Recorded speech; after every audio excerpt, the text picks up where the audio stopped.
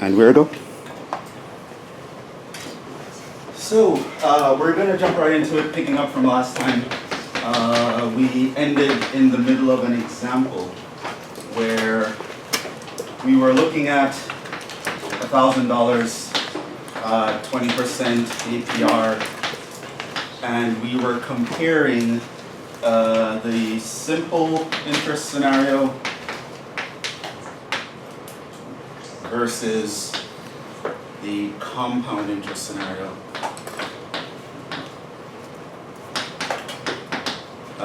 Compounding daily, in fact, because we wanted to actually look at the credit card situation. Credit cards get compounded daily, which many people don't know that because your bill comes monthly, but they actually compound your interest daily. And we looked at, in 5 years' time, how much money we had, or how much money we would owe. And for this, we saw we would owe, like, what was it, 2,000? And over here, it was what? It was 2717 something? Yeah. Now, just to make sure that everyone remembers the formulas we are using, I'd like you to actually also compare 10 years on each of these guys. So you could whip out your calculators, actually plug in the right formulas here, and determine what these figures are. And I'd like to remind you of a comparison that we brought up last time before we move on. It's a good time to check that you know how to use your calculator and all that good stuff.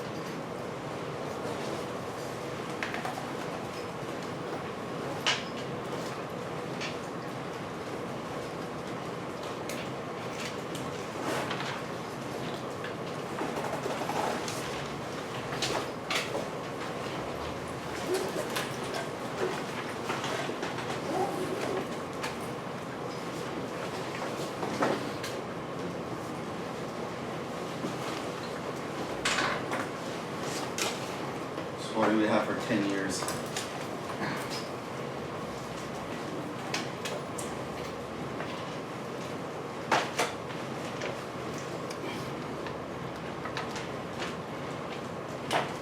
Anyone can call it out, just tell me.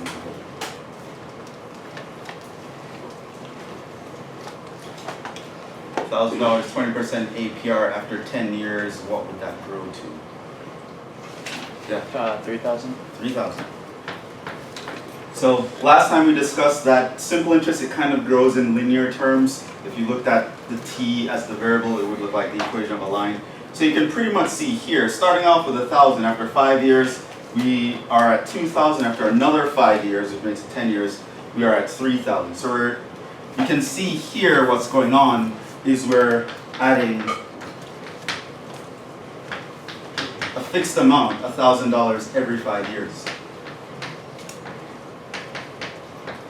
Right? So after 15 years, you'll see we'll hit 4,000. After 20 years, we'll hit 5,000, et cetera, et cetera.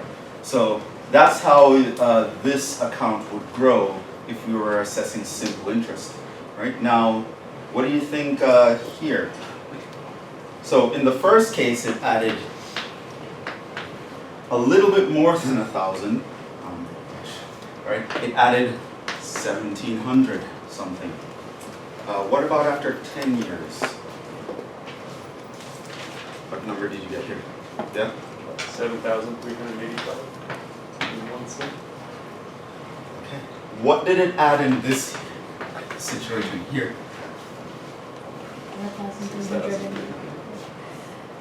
1,300. Compared to the previous year. So in the first 5 years, it added this one, and then between here and here, what was added?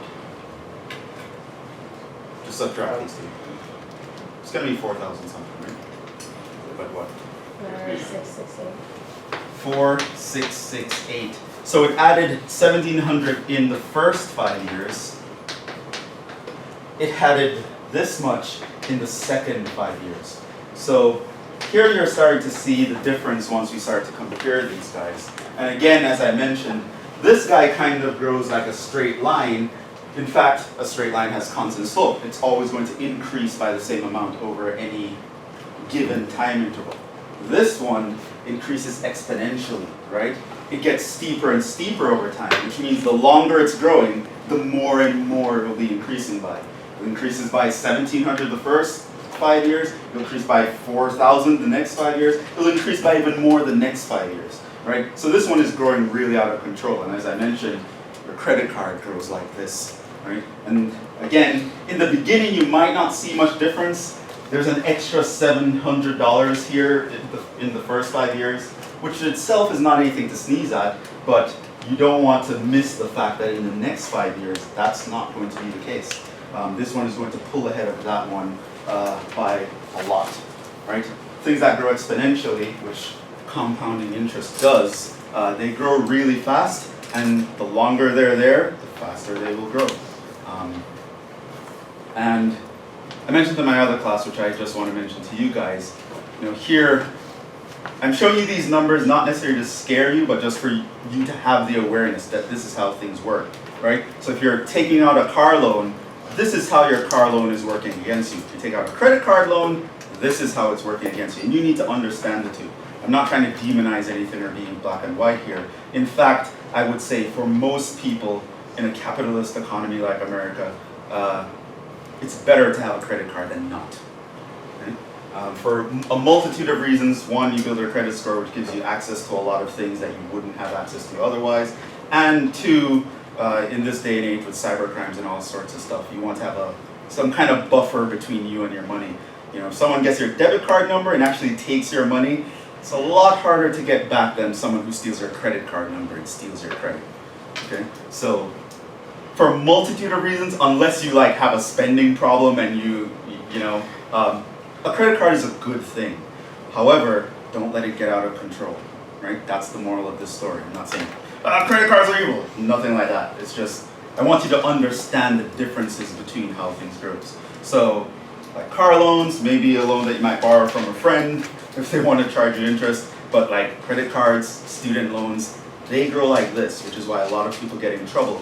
They just don't realize that, right? Psychologically, they're thinking this when actually this is what's happening. So you want to be careful of those two. I now want to yeah, was there a question? Now let's talk about a different kind of interest. We are going to move on to something called continuously compounding interest.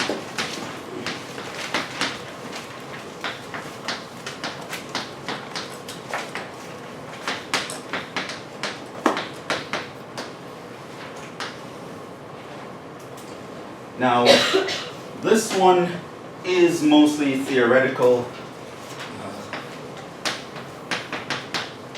because the idea that it uses, you can't actually do it in reality.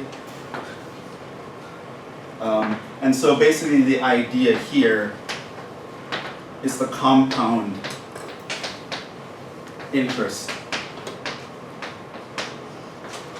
an infinite number of times.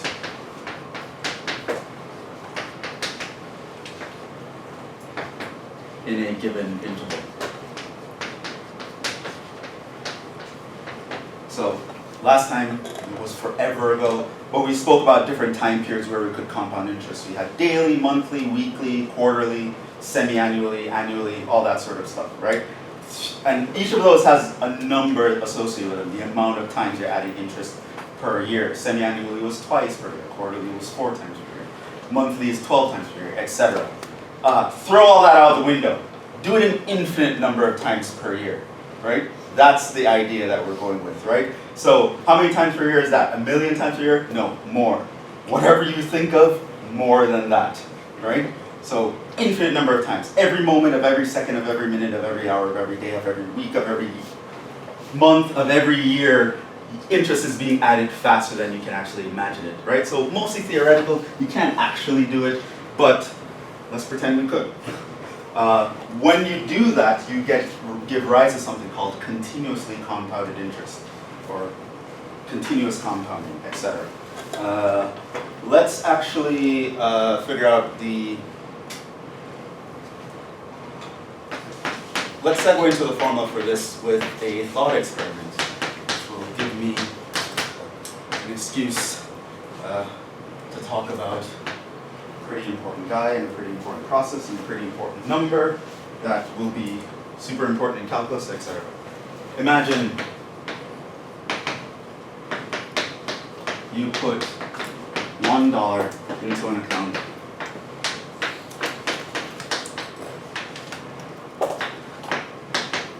gaining, let's say you're borrowing from someone who's really out to get you, even worse than a credit card company.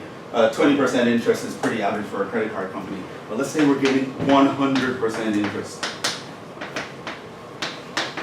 And more than that, compounded continuously.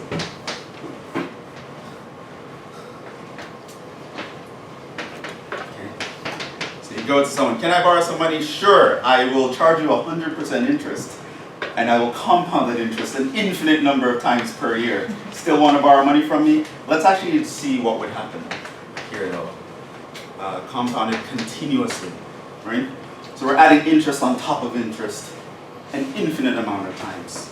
And here's the question. How much money would be in the account after 1 year? Question mark. Now this was actually a question that was considered a long time ago.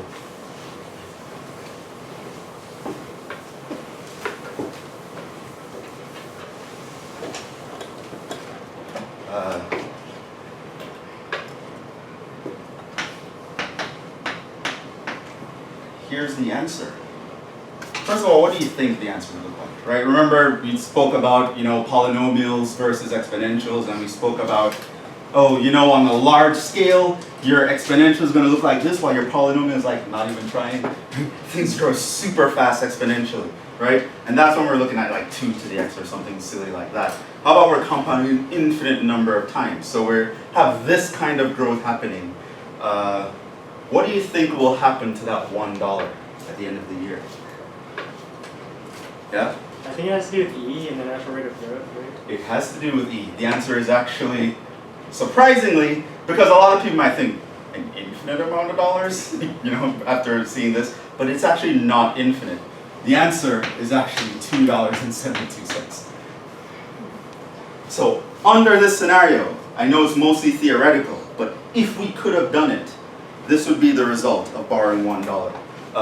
Now that is a rounding error. The actual answer is E dollars. Now E is a number,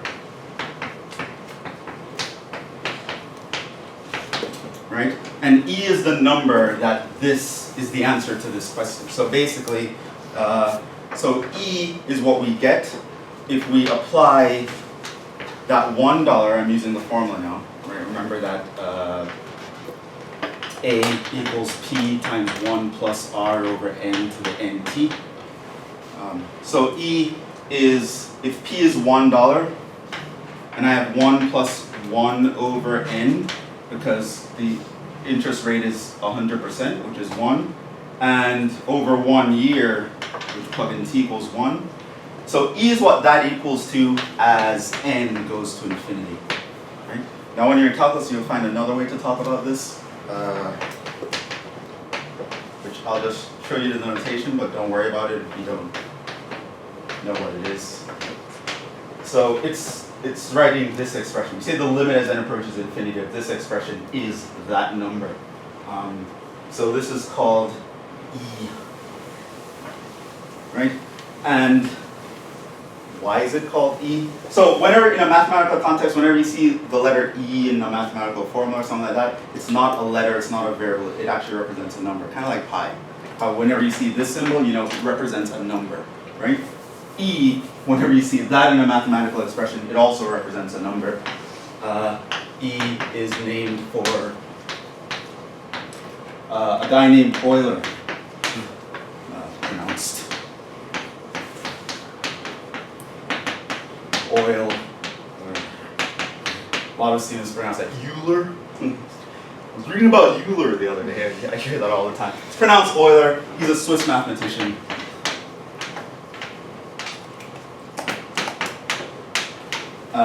And of course the E is the first part of his name, right? He was the guy who thought of this experiment and figured out the answer a long time ago. He's also one of the best mathematicians we've ever had, actually. He's like of the order of like the Einsteins and the Newtons and the von Neumanns and all those people that we're like, oh my God, this guy was amazing, you know, like a godsend or whatever. And he was one of the few mathematicians who, he was very prolific even into his old age, which is actually pretty weird for mathematicians of his time and before. Most mathematicians, even the complicated math that we have now was invented by kids a long time ago, right? Like most people, by the time they're in their early 20s, they're like done with, in terms of their mathematical career. At least back in the day. These days, you have a lot more people doing things a lot older. And the reason is because math is so huge these days. No one can kind of know it all.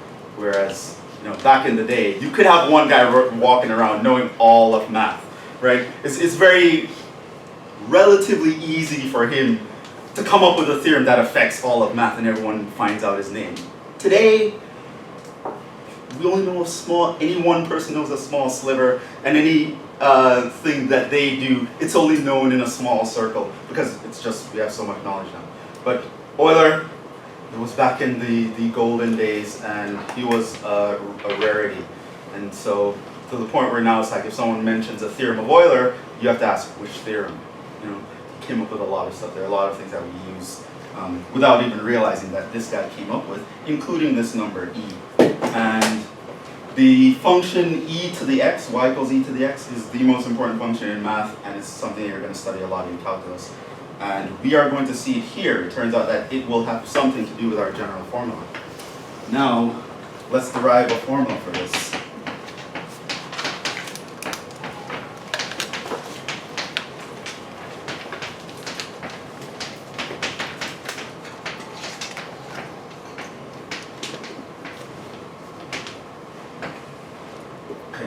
So how does E even show up in this situation? Well,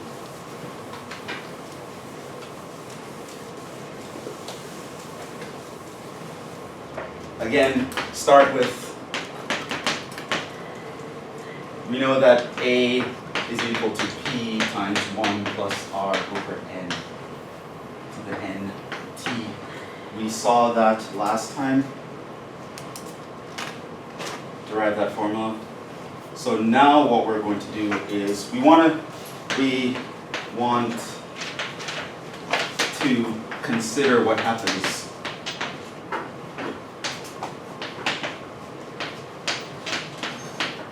as our n shoots off to infinity. I'm going to do a change of variables here. Set x equals the reciprocal of this, n over r. This would, of course, means n equals r times x, and it also means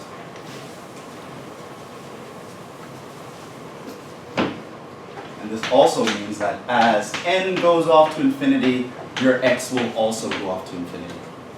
Okay?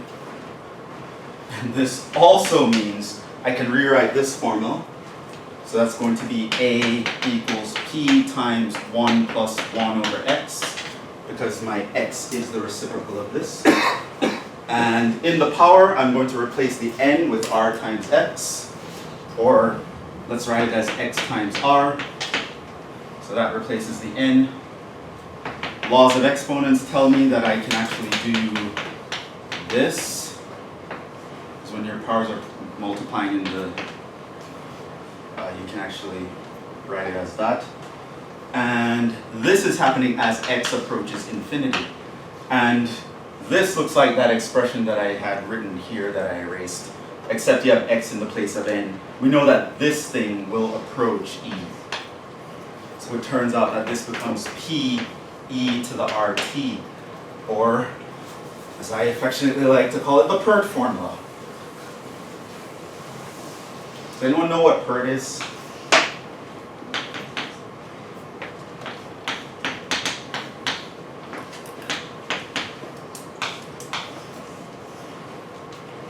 So Pert was a shampoo that was, when I was a kid, that they came out. It's still a shampoo.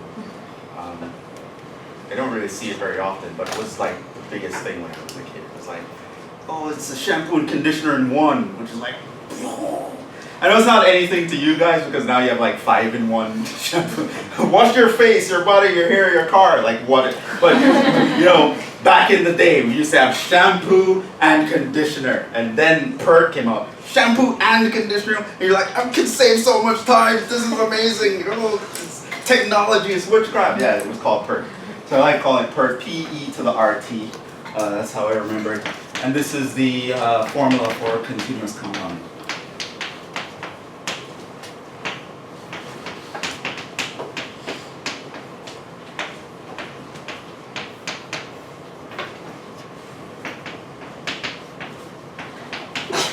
At least the future value. Right, A is going to be the value that happens in the future. Here you can remember P is the principal, this is the initial amount. R is of course the interest rate. As a decimal, T is time, usually in years, and A is the amount after time t. So we get the Pert formula. And this formula is what will happen if you pretend compounding interest is happening an infinite number of times in a given time interval, infinite times per year. Now, as I said, this formula is useful in actuality, but a lot of time in finance, how it's used is as a theoretical limit, right? So you kind of want to imagine, what is the worst case scenario? You know, when you're trying to model something, that guy often represents the worst case scenario. The thing that, yeah, it can't get worse than this, because I mean, to do that, you have to do something an infinite number of times, and we could never actually do that. So that's a theoretical limiting value a lot of the times. But in calculus, we actually use this function specifically to solve certain specific problems. But it's a convenient thing to use a lot of the time. Let's actually do an example here.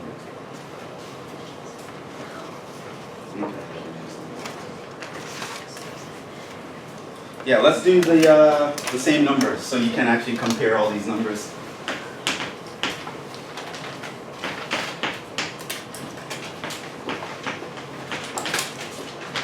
So it's $1,000 at 9.5% APR. Compounded continuously.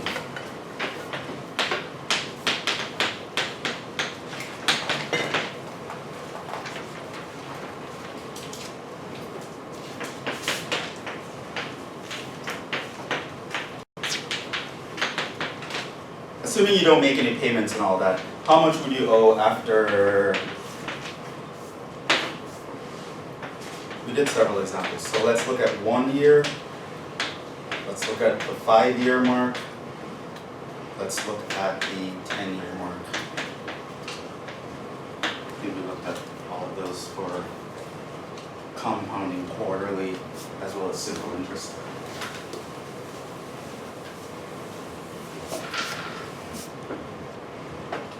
So A, it's just a matter of using this formula. In part A, here your T equals 1, your P would be equal to the original principal, and your R is 0.095. So this means the amount you would owe after 1 year is going to be 1,000. e to the 0.095 times 1.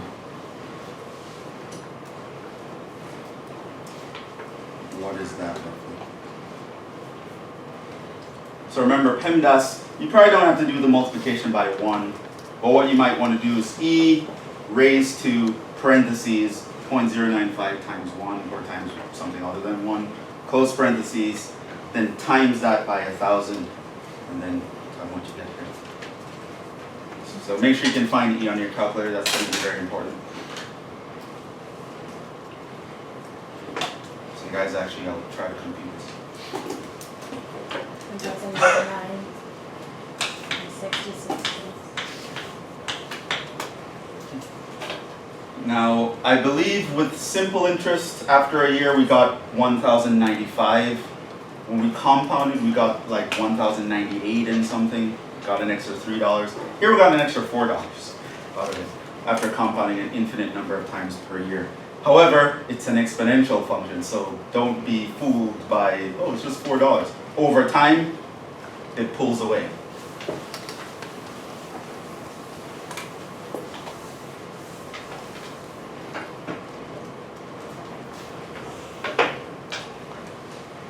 You'd be surprised. That's why we have, at least today, a lot of millionaires who make like $50,000 a year.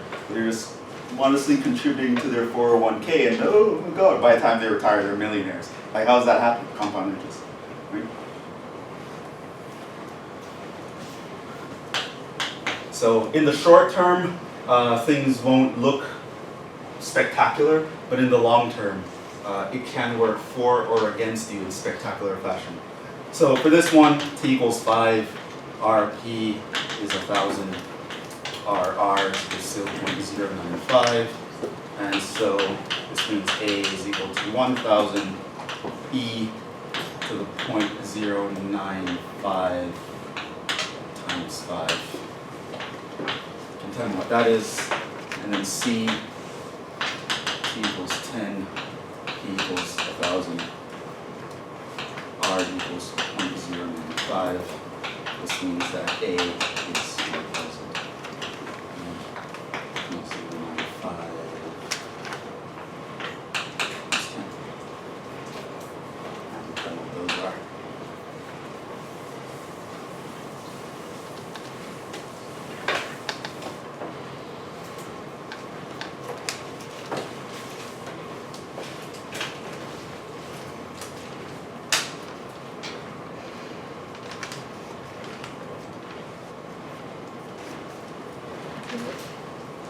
Yeah. 1,608 and 1 cent.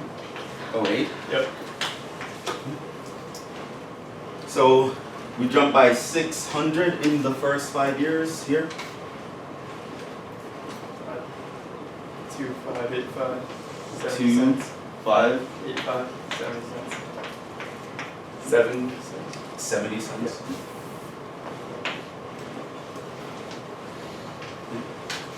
And so in the second 5 years, we actually jumped by, well, more, jumped by like 900 and something.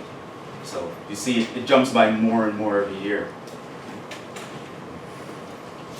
And just a note here, I mentioned this in my last class. So normally I give a lot of quizzes, but as I told you guys, I'm not giving quizzes in this class. So when the test comes around, I want you guys to know how to actually write something out to get full credit.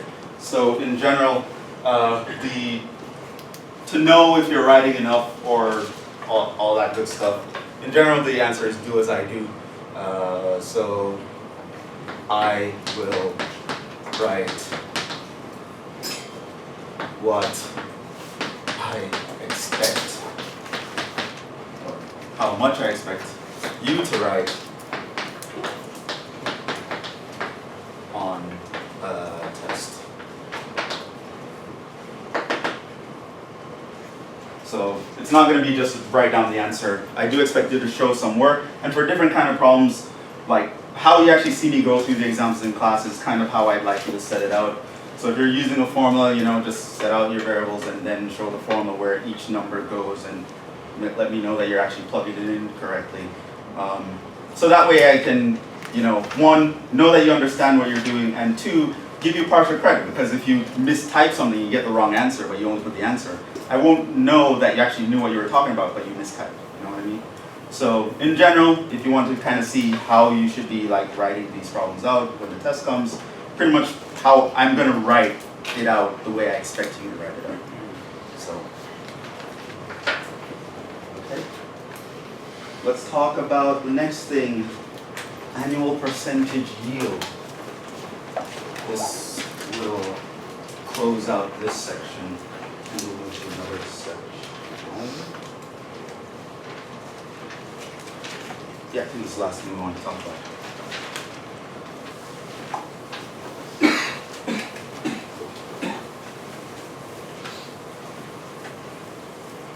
Now, there is a nice way to compare different ways of assessing interest.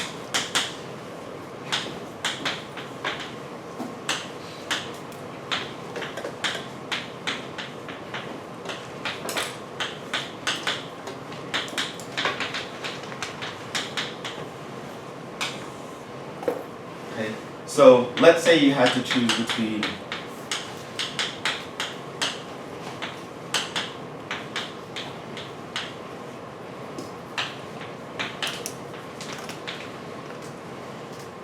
some of the following. Okay, so let's say here I have a dollar amount.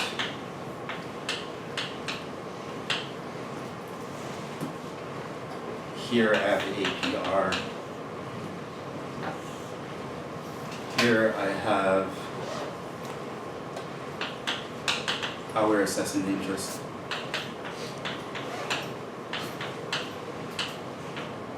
So let's say we have $1,000 growing at 4.21% APR, and it's compounded quarterly. Okay.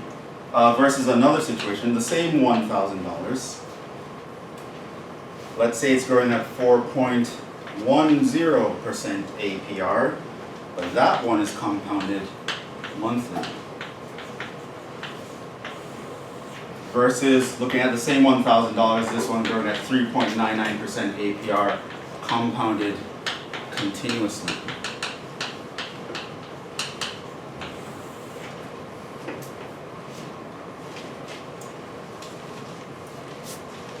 Versus something like 4.01, same $1,000, compounded daily. And someone were to ask you, which account would you rather invest your money in? Okay? So we know how to actually do this. You can just use the formulas that we have before. But that, of course, is kind of annoying. Obviously, right? You're going to have to plug in all these numbers and compute them. And with this kind of spread here, it's not immediately obvious by looking at it who is the best. Because this interest rate is higher than that interest rate, but then again, this is quarterly while that's monthly. So who knows, maybe assessing this 12 times is better than assessing that 4 times, right? So the numbers are close enough where it's kind of ambiguous. You literally have to just go through the motions and actually compute them. Is there a way, some sort of measurement that someone can tell me where I don't have to go through that comparison, I can just look at that number and know who's the best? And the answer is yes.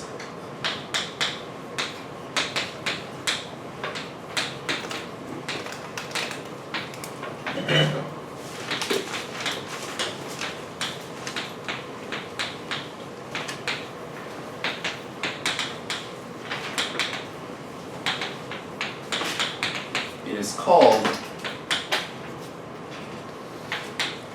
the annual percentage yield, or APY. Or almost no one calls it this, but you might hear it called this. This name is actually more intuitive. It's called the effective interest rate.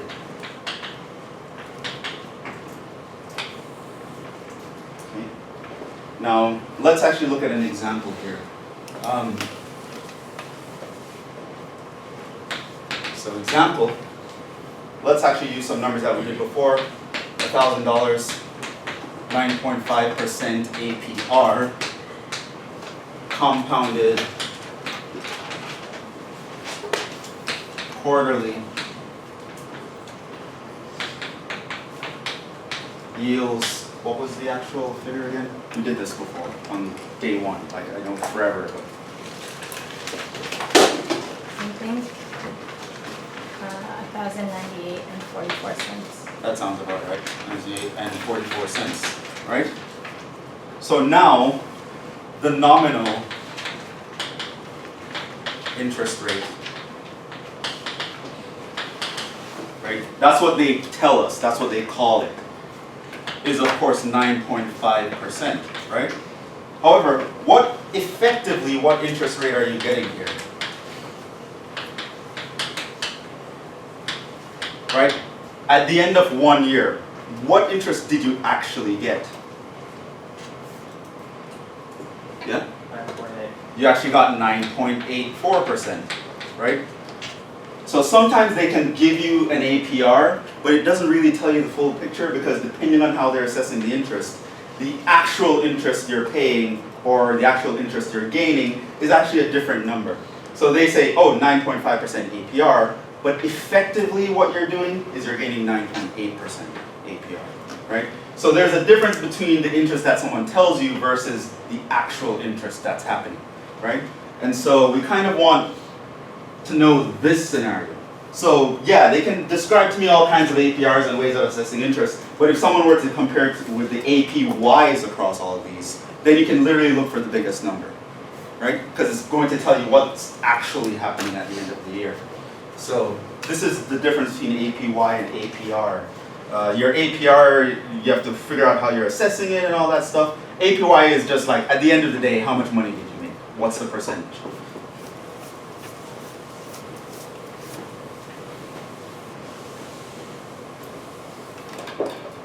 So APY is always assessed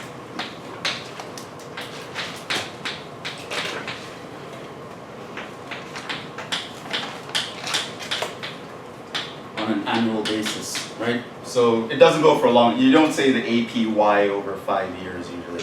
When someone says APY, they always talk about in 1 year, what's the actual interest rate you're getting. And so intuitively, APY, here's how you'd actually figure it out, right? First, it's going to be the percentage that you would gain from being compounded some number of times per year, which we know is 1 plus R over N to the N, right? And I'm assuming T is 1, so that's why I mentioned that.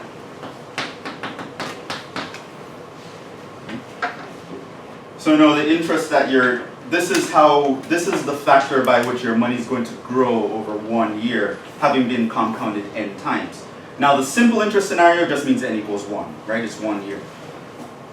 So that's the factor by which it's going to grow. What you're going to do then is subtract 100% of the original amount, and that difference in percentage tells you how much you actually grew. And sometimes this will actually give you a decimal answer.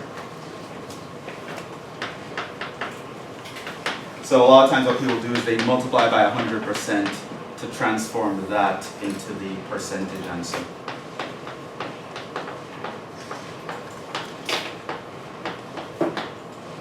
So if you look at this situation,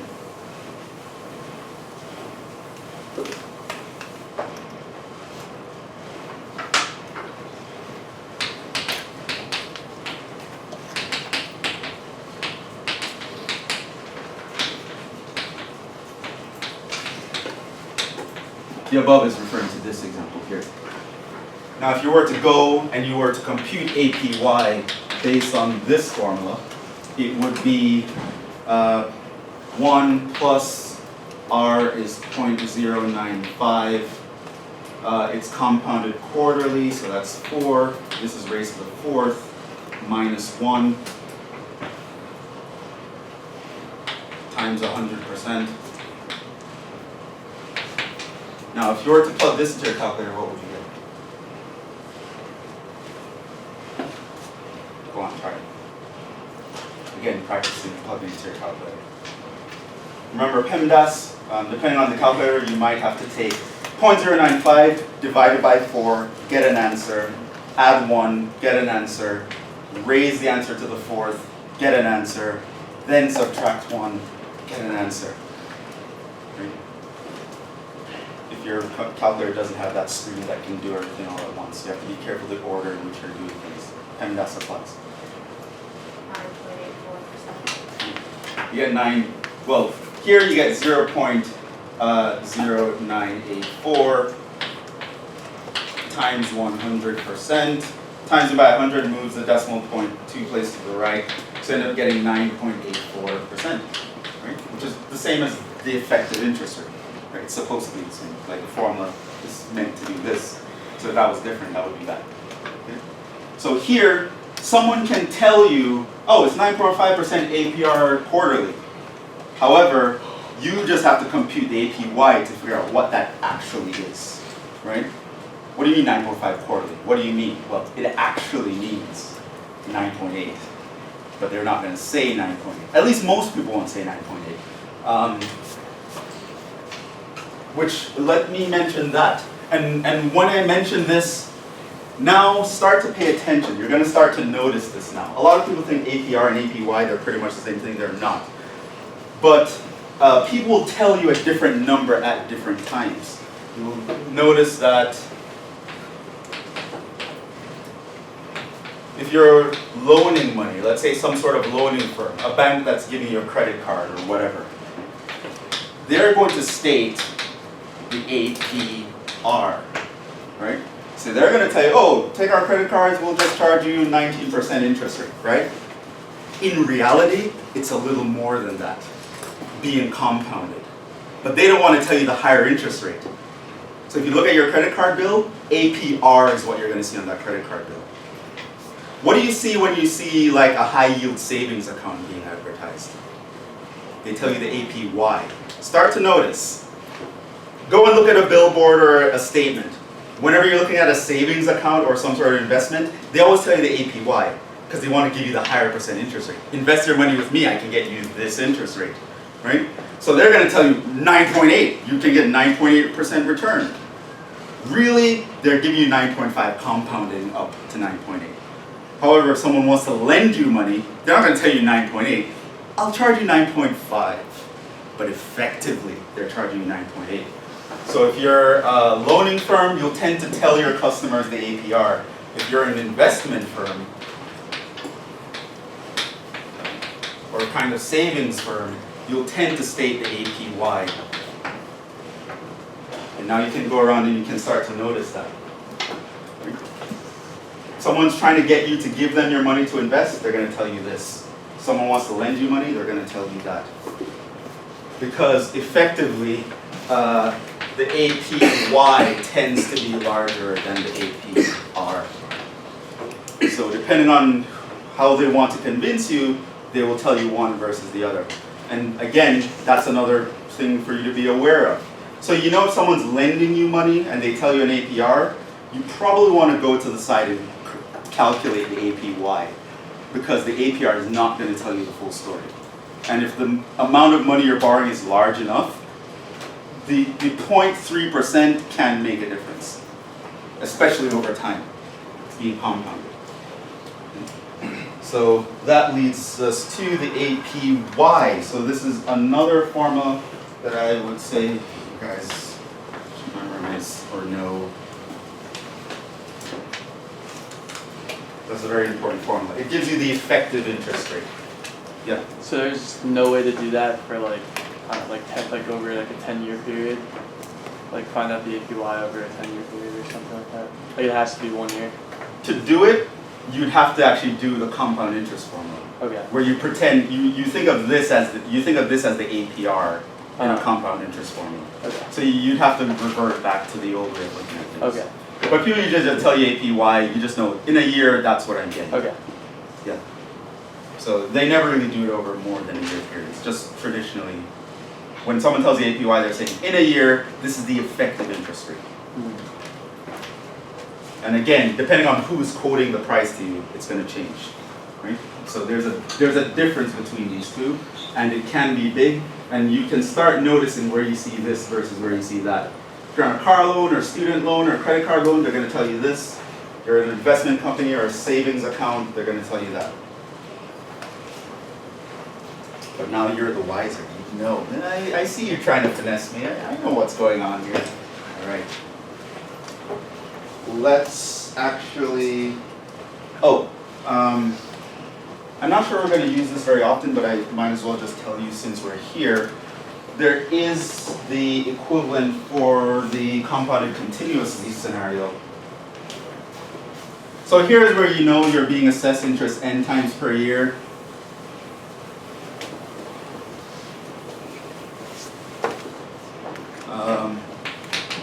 For the continuously compounded scenario, you have to actually look at it as a separate formula.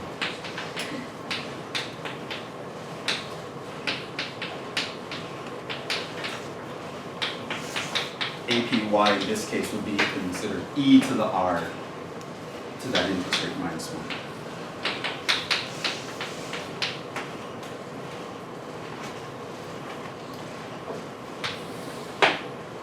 I probably won't ask you anything about that, but it's nice to know. Yes.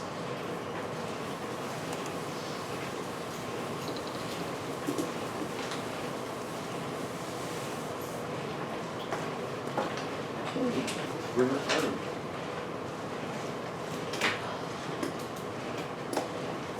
Okay, 15 more minutes. Let's start the next section.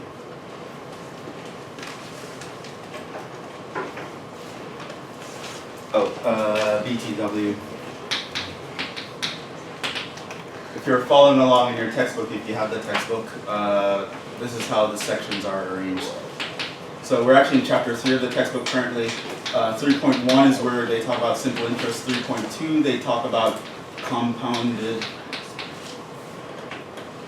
and continuous interest.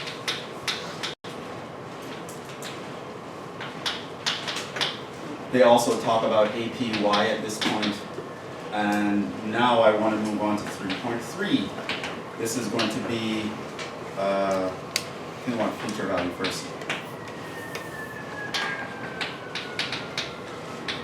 Future value of annuities. Or sinking funds. So let's talk about that. Future value of annuities.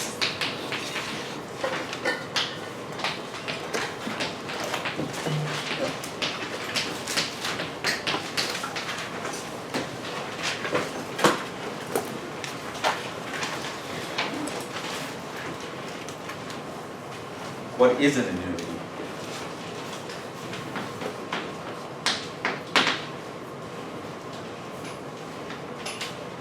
Now, you might have noticed in the previous sections, what we've been doing last class and today's class, we kind of looked at the situation where we put in money one time and then we just watch it, right? So we had a principal, and yeah, over 5 years what's happening, over 10 years what's happening. Okay, but most people don't do that, right? Most people never deposit something one time, right? Sometimes you make regular deposits, like you're getting a paycheck, like a certain amount of money goes into your bank account at regular time intervals. Every month, every 2 weeks, you'll get a certain amount of money that goes into an account that's growing while you're depositing money in it. So basically an annuity is that kind of idea. It's the sequence of payments. So now we're going to explore the situation. We're going to talk about all this stuff that we've been talking about, but in the idea of, no, we're keep inputting money and looking at what happens. An annuity is a sequence of payments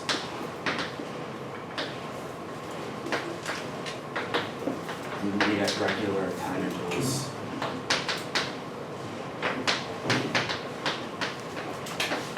So we've seen what happens if we just deposit $1,000 one time and watch it grow. But what if we deposit $1,000 every month, maybe every week, every day, every something? Now,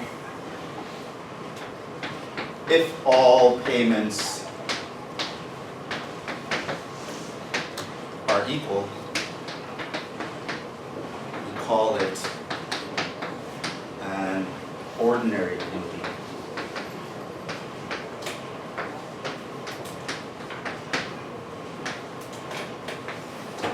Now, if the values of your payments are changing over time, that's a little bit more annoying to actually do computations with. So this ordinary annuity is what we're going to consider in this class. So whenever I say annuity, I'm referring to an ordinary annuity.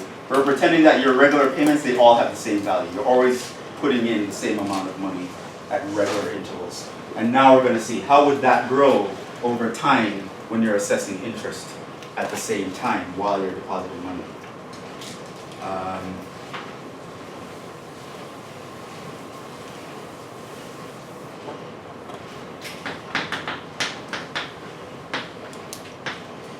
Furthermore, we'll assume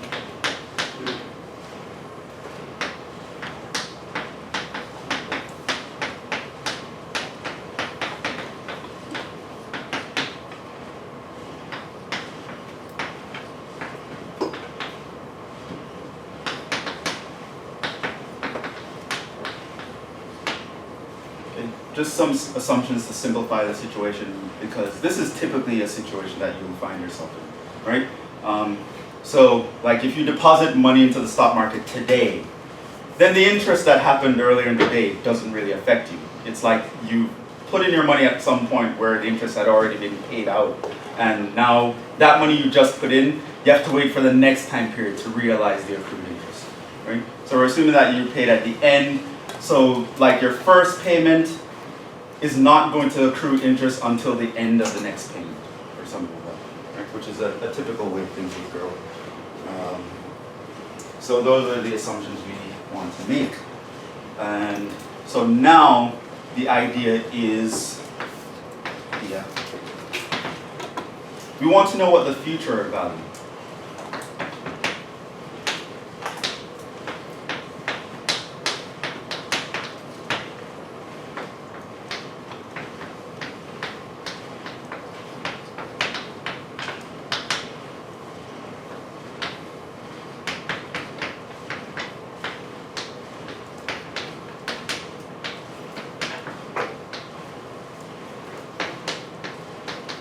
First thing we want to look at.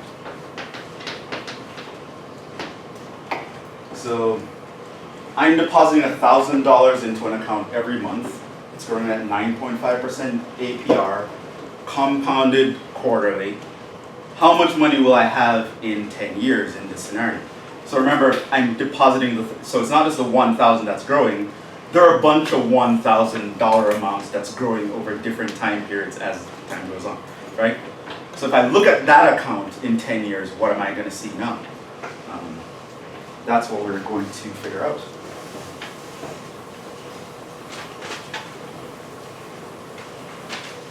Now this will be easier understood if you remember something called a geometric sequence from algebra class, but I'm kind of going to derive it so you don't really need a geometric sequence. So suppose R equals the regular payments.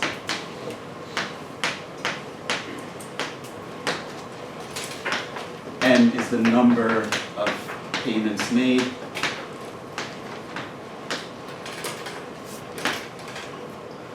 Same thing, R is the APR, annual percentage rate. What else do I need to know? So here, of course, N being the number of payments made, we looked at this before. Technically, this would be N times T. If you know the number of years and the amount of times you're paying in that year, you would get N. I think that's all we need to know. So let's say you're looking at a period where in that period you'd have made M payments. What would actually happen?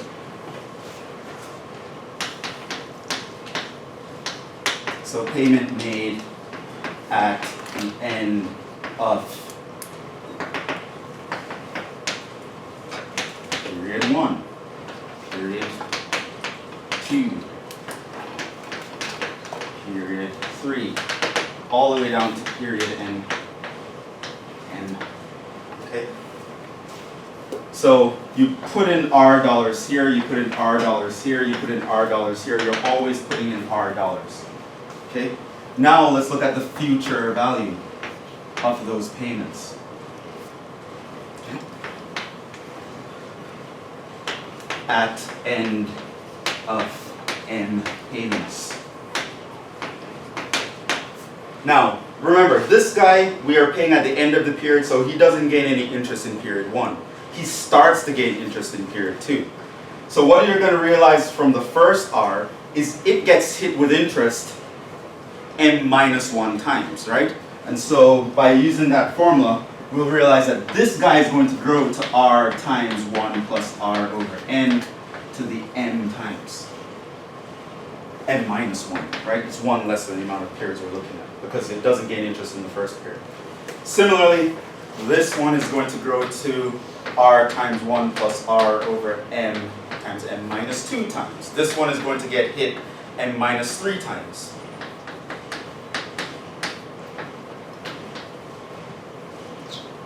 This one doesn't get hit with anything, right? So when I end this period, he didn't get hit with anything because he would have been assessed interest in the next period. Now, what is the future value in this account? Well, it's me adding up all of these guys. If I can add all of these up, I'll know how much money I have. Call this equation 1.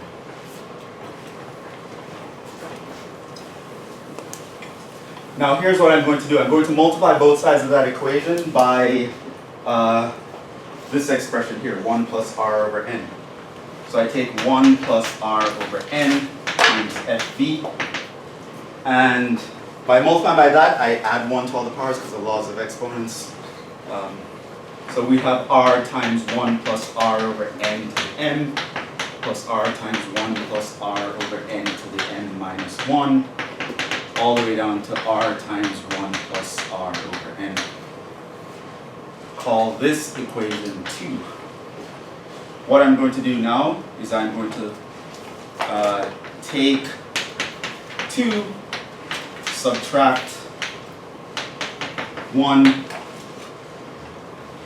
and here's what I'm going to have. I will have 1 plus R over N FV minus FV, right?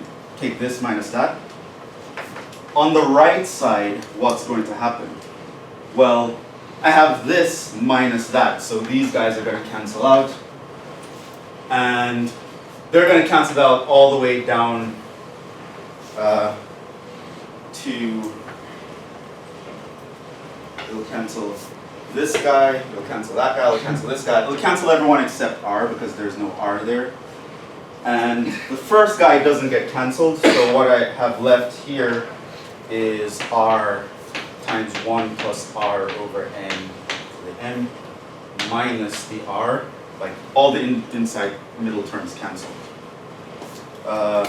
Also on this side, this is going to cancel that, and so what I end up with here is R over N times FB equals R times 1 plus R over N to the N minus 1. And now I just divide both sides by R over N.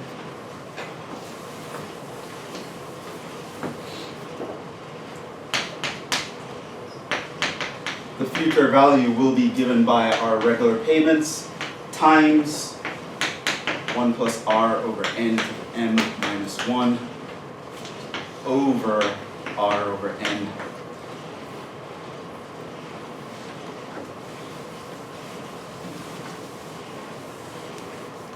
And at this point, we make a notation change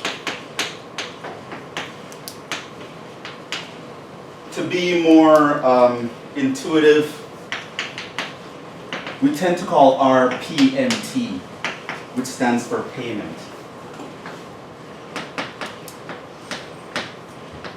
So we're making regular payments times 1 plus R over N.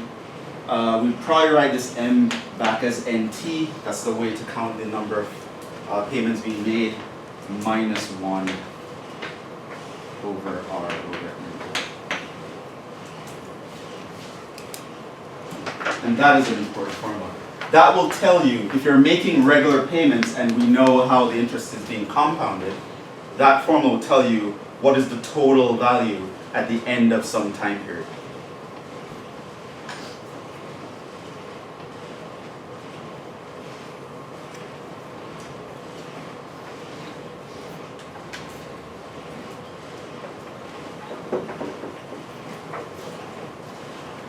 So if I'm making payments at regular time intervals, how much will I have in the future? We have time for a small example. So you don't have to know how to derive this, you should just know that.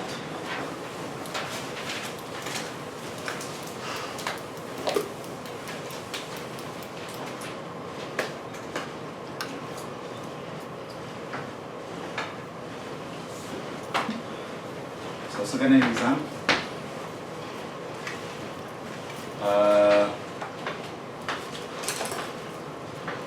Well, that's very self-absorbed, isn't it? You deposit, let's say $1,000 monthly.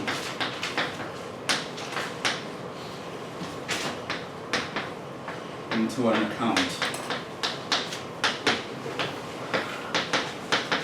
gaining 4% APR. Let's say it's compounding monthly.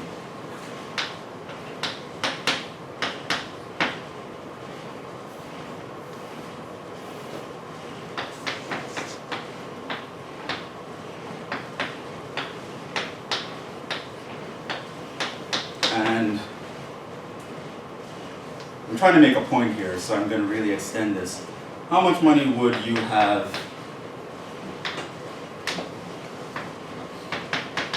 if you can keep this up for 40 years?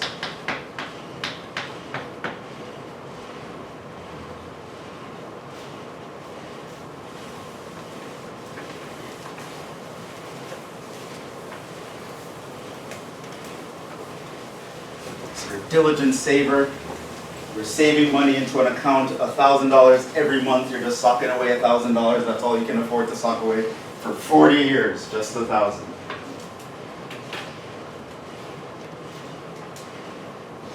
How much will you have after 40 years have passed?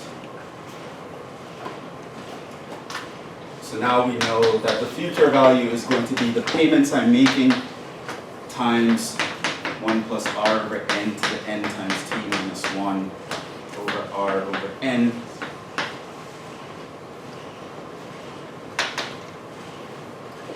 Now the payment we know is the 1,000.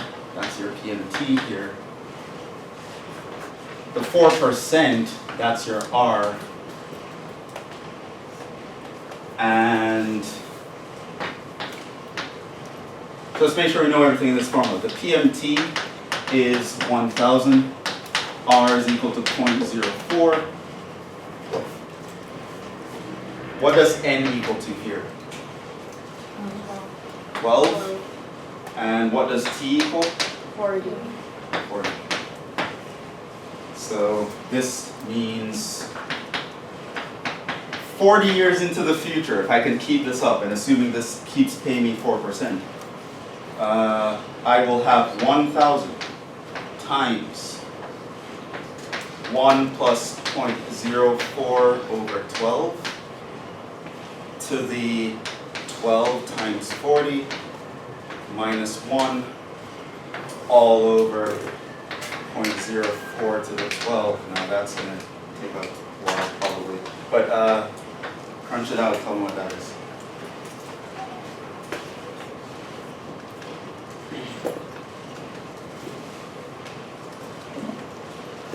We'll end the class with that number. Drum roll.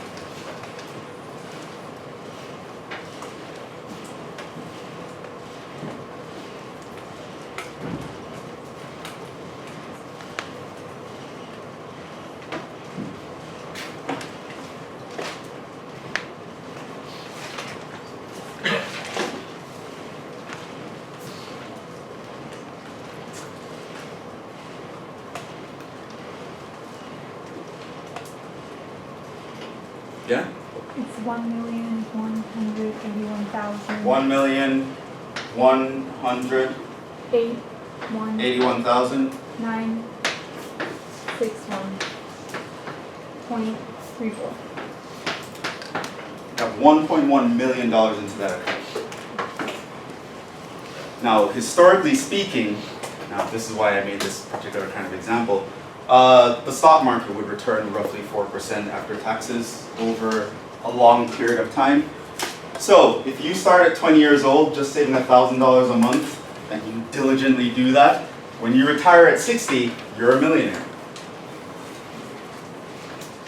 And that's kind of how people do it. This is the get rich slowly scheme. Of course, the get rich quickly is business, right? So what you would do, you're a business person, you're going off on your idea, you know it's going to take a lot of risk and whatever. Just find a way to sock away just $1,000. Whatever is going on in my life, just make sure things are good enough to get that little nest egg tucked away and just forget about it. Just make that happen automatically.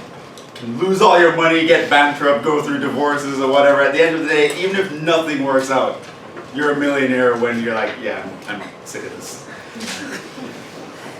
Right? Magic of compound interest. I will see you guys tomorrow. Stop there.